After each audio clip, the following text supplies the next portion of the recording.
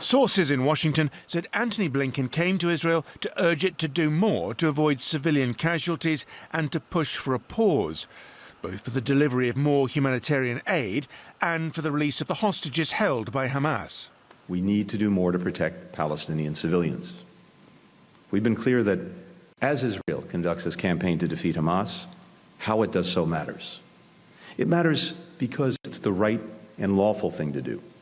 I've seen images, too, of Palestinian children, young boys and girls, pulled from the wreckage of buildings. When I see that, when I look into their eyes through the TV screen, I see my own children. How can we not? But Israeli sources said that at an earlier meeting of the country's war cabinet, the idea of a ceasefire was rejected unless all the hostages were released, a position later confirmed by the Israeli Prime Minister.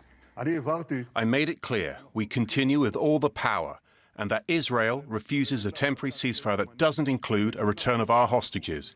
Israel doesn't allow fuel to enter the Gaza Strip and is against transfer of funds to the Strip. There is certainly no sign of a pause in the fighting. Israel now says its ground troops have surrounded Gaza City. These shots hint at the intensity of what is happening below. Israel's military released these images of what it says are tunnels used by Hamas fighters. On the same day, Hamas distributed pictures from similar tunnels and then above ground of gunmen said to be engaging Israeli forces. The aerial bombardment continues as well. This is a residential building further south in Khan Yunis. Local Palestinian sources said 17 people were killed.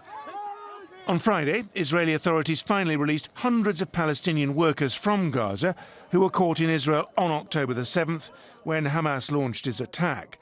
They were detained and many were unable to communicate with their families. We do not know anything about what's happening with our families in Gaza, whether they are still alive or not. We do not have any identity documents, money, or even mobile phones. Israeli security gathered all the workers together in Israel, put us in prisons and interrogated everyone. We were handcuffed and blindfolded. They are returning to a very different Gaza to the one they left. Simon McGregor-Wood, TRT World.